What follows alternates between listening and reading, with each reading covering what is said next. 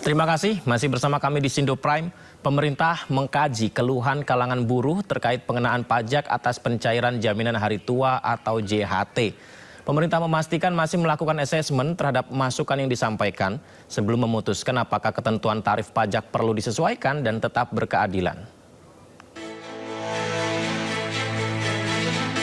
Menteri Keuangan Purbaia-Edi Sadewa menyatakan pemerintah tengah mengkaji keluhan kalangan buruh terkait pengenaan pajak atas pencairan jaminan hari tua atau JHT. Menurut Purbaia, Kementerian Keuangan masih melakukan asesmen terhadap masukan yang disampaikan sebelum memutuskan apakah ketentuan tarif pajak perlu disesuaikan. Purbaia menegaskan keputusannya akan diambil nantinya akan didasarkan pada hasil evaluasi dan kajian yang dilakukan pemerintah.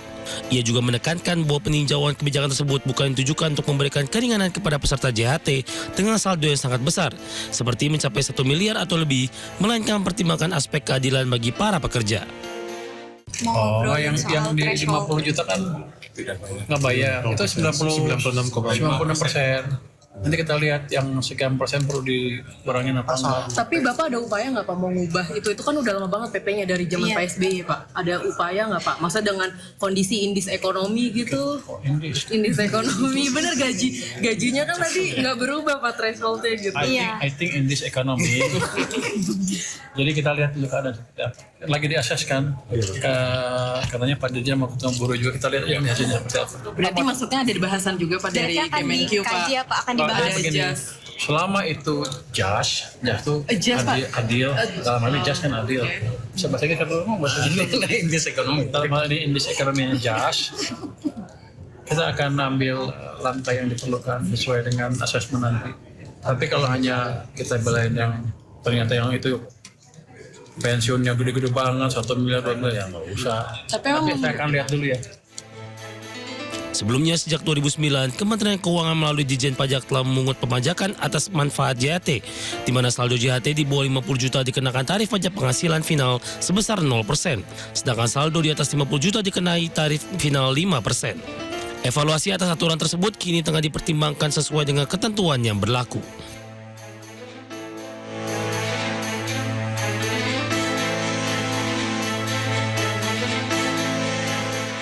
Ya, cerdas pertanyaan wartawannya ya. Indeks ekonomi sepertinya 50 juta itu sudah ya tidak bisa mencerminkan ekonomi saat ini ya, apalagi untuk pencairan hari tua. Nah, kita akan bedah seberapa dalam regulasi ini memicu reaksi karena potongan pajak hari tua dinilai penuh kontroversi. Sudah bergabung bersama kami Koordinator Advokasi BPJS Watch Timbul Siregar. Assalamualaikum, selamat malam Pak Timbul. Selamat malam Mas, Waalaikumsalam. Terima kasih Pak Timbul bisa bergabung bersama kami. Ya, saya mungkin mengulangi pertanyaan wartawan tadi kepada Pak Menkeu, Pak Purbaia. Ya, indeks ekonomi kalau tarif 50 juta batas sudah tidak lagi mencerminkan ekonomi saat ini dan itu yang 0%-nya Pak pencairan JHT-nya. Apakah itu masih relevan Pak untuk ya gaji yang sudah ada perubahan dengan situasi ekonomi sekarang Pak? Ya, jadi kan yang berlaku saat ini memang tentang pajak JHT itu kan diatur di PP 68 2009 junto Peraturan Menteri Keuangan nomor 16 tahun 2010. Yang memang ada dua jenis. Ya. Satu pajak final 0 sampai 50 0%, 50 ke atas 5%. Dan kedua pajak progresif 0 sampai 60 5%, 60 sampai 250 juta 15%, 250 sampai 500 juta itu 25 dan seterusnya 35. Nah, yang menjadi persoalan selama ini adalah pajak progresif. Nah, memang tentunya di pasal 37 Undang-Undang SJSN, Undang-Undang 40 2004 kan memang pekerja diberikan pilihan untuk mengambil sebagian.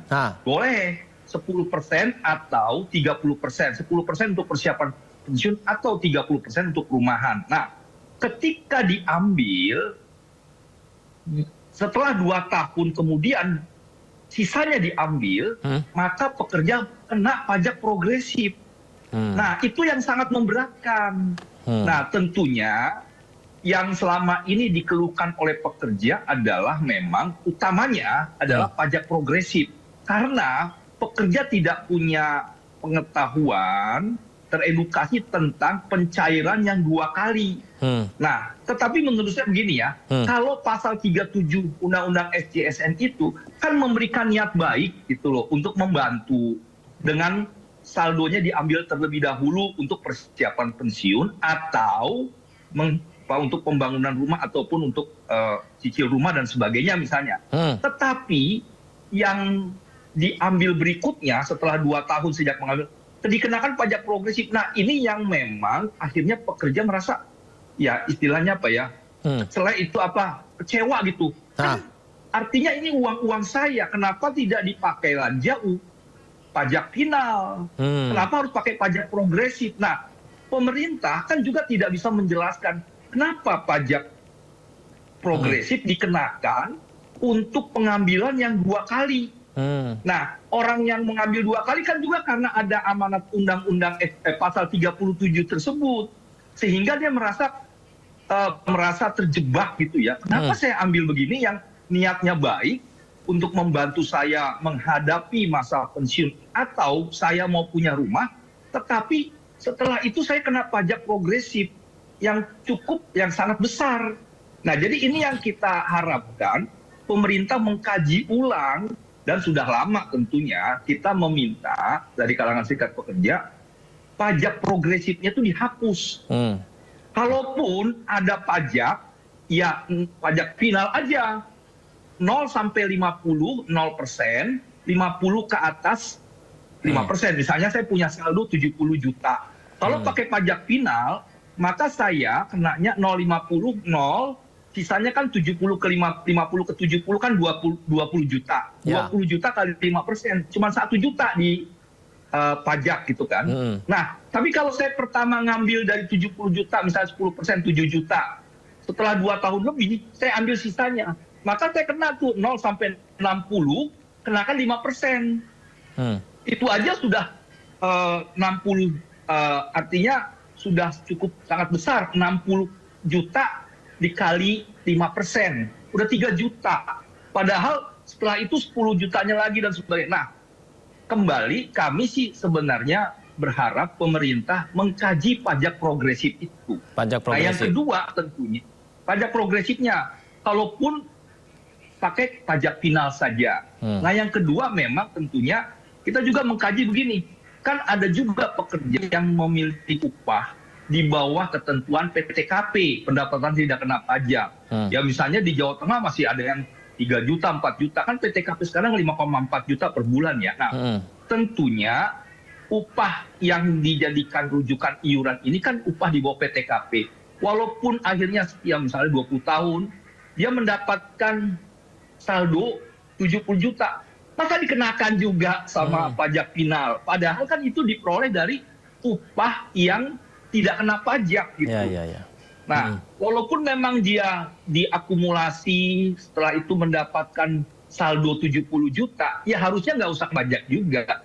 Karena begini, JHT itu kan tabungan pekerja dalam rangka untuk bagaimana dia bisa menggunakan uang itu menjalani pasca PH pensiun gitu kan, yang memang tentunya ini juga digunakan supaya ada daya belinya. Nah, jadi tentunya kita berharap untuk pekerja-pekerja dengan PTKP, upah di bawah PTKP itu nggak usah kena pajak aja gitu. Nah, bagi yang di atas oke deh gitu.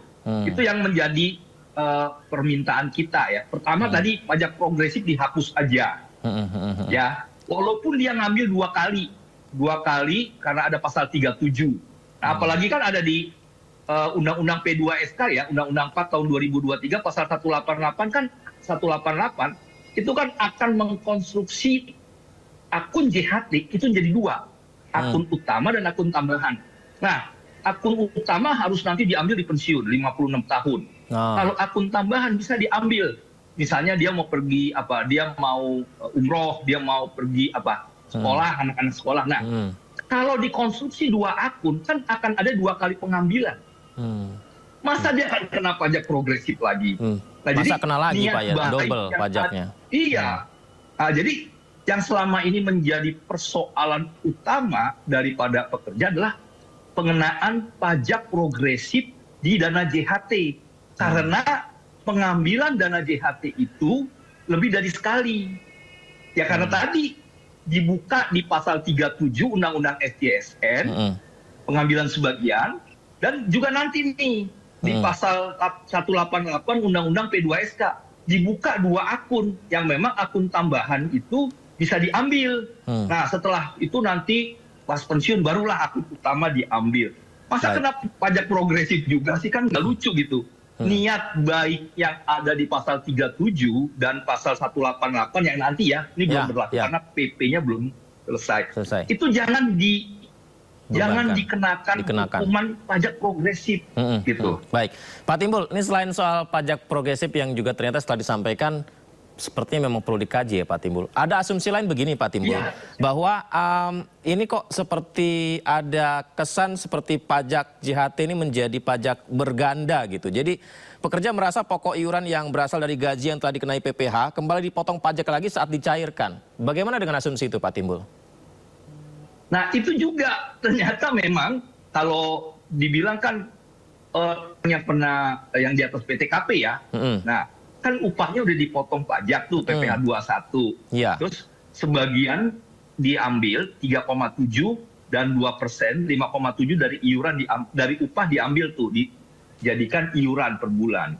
Nah sebenarnya kan pajaknya sudah, kenapa ini juga kena lagi gitu? Yang nanti pada saat dia dicairkan. Nah ini kan kembali persoalannya kan jadi berganda ya. Setelah itu kalau orang Kementerian Keuangan pernah saya tanya, dibilang gini, gimana? Pada saat dipotong iurannya Pak, itu belum kena pajak katanya. Jadi PPh 21-nya belum dikenakan untuk menghitung yang 5,7. Jadi misalnya nih, gajinya 7 juta. 7 juta kan per bulan udah kena PTKP kan? Di atas PTKP kan? Nah, dia 5,7 itu diambil dari 7 juta. Belum dipotong dari pajaknya. Oke. Nah, jadi dia akan dikenakan pajaknya nanti katanya. Di belakangan ketika dia mau ambil. Pas mau ambil baru dikenakan lagi. Kan kalau orang kementerian kan bilang gini, kan harusnya 7 juta ya kan dikenakan pajak, dia dikenakan 7 juta dikenakan pajak ya kan PPh 21-nya. Nah dari situ 5,7-nya gitu, 5,7-nya dari situ, sehingga tidak dikenakan pajak di awal, dia dikenakan pajak akhir. Nah tetapi kan kembali persoalan itu sebenarnya kan kalau untuk pajak final sebenarnya nggak apa-apa. Yang menjadi krusial adalah pajak progresif yang sudah dipotong lagi tapi gede gitu. 0 sampai 60 sekitar 5%, 60 sampai 250 15%. Nah, ini yang menjadi persoalan. Jadi katanya orang Kementerian Keuangan bahwa ketika awal dia dipotong itu belum dikenakan pajak. Sehingga dikenakan pajaknya nanti di akhir. Itu alasannya. Yang memang ini juga tidak terkomunikasikan dengan si pekerja. Pekerja kan taunya bahwa dia tiap bulan kena pajak PPh 21. Nah, jadi dibilang oleh Kementerian Keuangan karena belum dipajakin iurannya, ya iurannya belum dipajakin, maka nanti di saat pencairan, mau mengambil cairan kan gitu. Nah ini jadi karena apa? 0 sampai 50 0% kalau pajak final. Sebenarnya tadi saya katakan ini kan edukasi kepada pekerja. Untuk yang final menurut saya itu relatif nggak mendapat protes. Yang mendapat protes itu pajak progresif gitu. Walaupun kita juga bertanya kenapa juga di pajak final kita harus dikenakan pajak lagi, padahal kan kita sudah kena PPh 21 yang misalnya di atas PTKP. Nah tadi argumentasinya pada saat iuran 5,7% itu belum dikenakan pajak Pak katanya. Tapi nanti pada saat di akhir ketika nanti mau cairkan. Nah walaupun kita bilang juga lah kan kalau dia misalnya kan di atas PTKP 7 juta akumulasi dana JHT-nya di bawah 50 kan 0% juga. Baik. Iya katanya. Yang sudah diambil itu nanti yang di atas 50 juta ke atas yang 5%. Pak Timbul. Memang tentunya ini yang harus dijelaskan oleh Kementerian Keuangan tentang pajak final. Dan kami berharap pajak progresifnya itu yang dihapus. Progresifnya yang dihapus ya. Pak Timbul, ini kalau apa ya, asumsi awamnya nih Pak Timbul. Ini berarti ini ada pekerja nih. Pekerja gajian, setelah gajian ada pajak. Nah, pas gajian selain ada pajak dipotong untuk jaminan hari tua. Nah, jaminan hari tua begitu mau diambil ada pajak. Nah, ketika jaminan hari tua diambilnya 2 kali, ternyata ada progresif. Apakah seperti itu kesimpulan awamnya, Pak? Iya. Jadi yang pajak progresifnya yang diambil sekali, setelah itu 2 tahun lebih diambil yang sisanya. Itu Berarti yang berapa pajak kali progresif kena. potongan tuh Pak ya? Iya, justru itu. Jadi kalau dia memang gini, ini harus teredukasi. Kalau dia ngambil di bawah 2 tahun, itu masih pajak final. Misalnya saya 1 Agustus 2026 ngambil nih, ya, yang pasal 37 yang sebagian, ya. Terus 1 tahun kemudian saya di PHK, maka saya mau ngambil sisanya pakai pajak final, tidak pakai pajak progresif. Tetapi misalnya 1 Agustus 2026, sisanya saya ambil di 1 Agustus 2029. Ya. Setelah itu lebih dari 2 tahun, maka karena saya mengambil sudah 2 kali, 1 kali dan yang kedua itu kena pajak progresif. Nah ini yang cukup besar tadi 0 sampai 60 juta 5%. 5%. Kalau 60 juta lebih itu 15%. Setelah itu 250 ke 500 25. Setelah itu di atasnya lagi sampai 5M 35%. Pak Timbul, ini ada pajak seperti ini. Itu. Efeknya apa sih Pak Timbul untuk ya pengambilan pajak berkali-kali ini, efeknya seperti apa efektivitasnya Pak? Ya, itu kan tabungan kita. Tabungan yang memang untuk, memang ditujukan dalam undang-undang kan untuk bagaimana kita punya tabungan. Iya. Punya tabungan kan artinya kalau dipotong lebih banyak kan artinya tabungannya berkurang. Iya. Nah ini yang kita harapkan, jangan dong, ini kan kita lagi proses udah nggak dapat pekerjaan lagi. Hanya bermodal nanti dari tabungan kita. Nah, jadi artinya kita nggak usah dibebani dengan pajak. Nah kan gitu.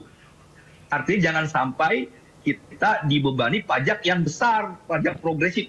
Kalau yang di media massa itu kan muncul karena dia dipotong sekian juta gitu ya. Ya. Saya tahu itu pasti pajak progresif.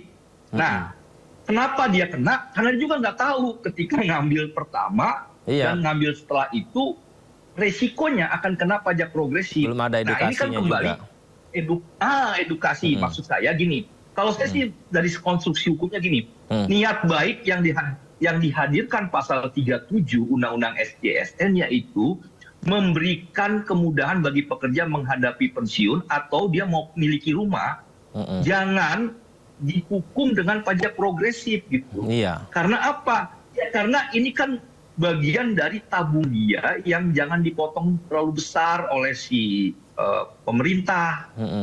Itu. Jadi pajak progresif ini sebenarnya sudah lama, sudah cukup lama diprotes, tetapi tidak mendapatkan respon. Waktu itu dari kalangan serikat pekerja juga datang tuh ke Badan Kebijakan Fiskal dan Kemenkeu untuk memberikan permintaan supaya pajak progresif ini dihapus. Jadi PP 68 2009 junto Permenkeu 16 2010 itu maunya direvisi supaya bisa memastikan tabungan kita jangan dipotong banyak gitu.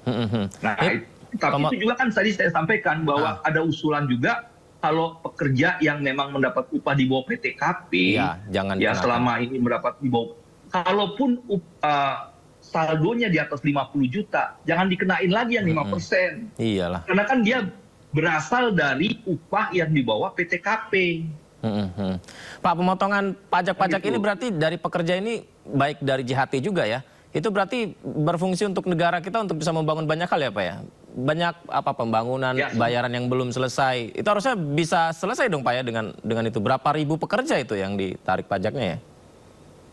Ya banyak memang, kan bukan hanya JHT. Iya, tidak hanya JHT kan? Upah, PPA, terus kemudian Sangon. Nah. Sangon juga kena. Iya. Itu juga kan artinya memang kalau si pekerja sudah mendapatkan, dia dikatakan harus berkontribusi pada negara. Ya memang PPh 21 itu cukup signifikan juga mendukung pendapatan pajak penghasilan ini kan gitu. Walaupun nanti ketika kita dapat sisa yang sudah dipotong pajak, kita konsumsi ABCD kan kena pajak juga. Jadi berkali-kali juga sih sebenarnya. Nah, tapi kan ini dalam rangka gini, pesangon itu kan karena dia tidak punya pekerjaan lagi. Ya. Kemudian JHT itu diambil kalau PHK tidak punya pekerjaan lagi. Terus kemudian misalnya ada THR juga kena tuh. THR. Kan kalau dalam rangka menghadapi bulan Idul Fitri, Hari Raya ya, di mana harga kebutuhan meningkat, kebutuhan juga meningkat, sehingga yang ada jangan dipotong dong gitu supaya kita bisa mengkonsumsi lebih baik gitu ya menghadapi Idul Fitri misalnya gitu kan. Nah, jadi kembali kepada pendekatan kebutuhan pekerja sebenarnya supaya pekerja ini punya dana tabungan menjelang karena dia PHK, karena dia pensiun, karena dia tidak lagi punya pendapatan begitu. Setuju. Nah, memang betul kalaupun dia dikatakan mendukung pendapatan pajak, iya, gitu kan karena pekerja juga kan banyak yang sudah di atas PTKP kan gitu pendapatan tidak kena pajak. Tetapi ya kalaupun misalnya upah PPh 21 tapi yang untuk sangon kan ini udah mendekat udah PHK gitu. PHK karena JHT juga karena diambil karena PHK dan sebagai karena pensiun gitu. Ya jangan lagi. Itu sih permintaannya aja gitu. Jadi kalau mau mengkaji sebenarnya ya fokus dulu pada penghapusan pajak progresif. Itu saja sih sebenarnya. Baik. Tadi di garis bawah yang Pak Timbul bilang harus bersumber pada kebutuhan pekerjanya sendiri ya Pak Timbul. Karena pekerja di Indonesia ini rajin-rajin Pak. Iya, betul. Kayak saya kan pekerja juga ya Pak ya. Sampai malam, sampai dini hari tetap kerja nih Pak. Terima kasih Pak Timbul. Sehat selalu ya Pak. Ya, terima kasih. Terima kasih. Semoga diterima oleh pemerintah untuk dihapus pajak progresif. Nah, itu dia. Amin. Terima kasih Pak Timbul. Selamat malam. Ya, terima kasih. Terima kasih. Ya, itu disampaikan Pak Timbul ya. Baik, pemirsa, sementara itu informasi lainnya ini tentang BPJS Kesehatan yang ternyata faktanya menderita defisit dana jaminan kesehatan nasional. Nilainya 17,13 triliun rupiah sepanjang 2025 kemarin. Defisit terjadi seiring beban pelayanan kesehatan yang terus melampaui pendapatan program.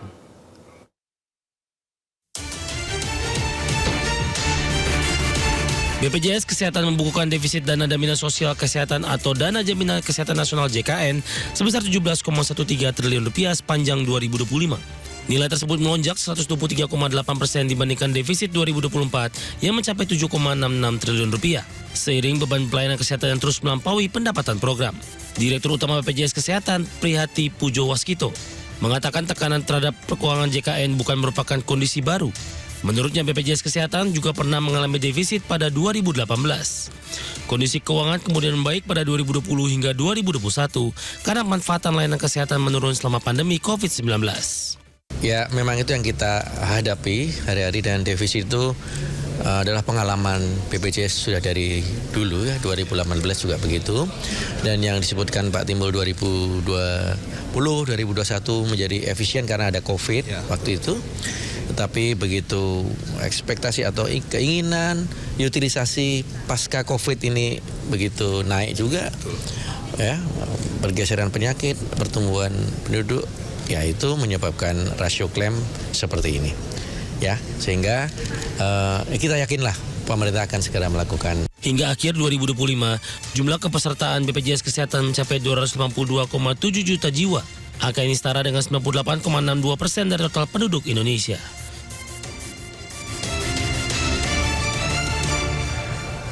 Ketua DPR, Puan Maharani, meminta jabatan komisaris dalam perusahaan milik negara dipilih dari kalangan profesional. Selengkapnya usai jeda di Sindu Prime.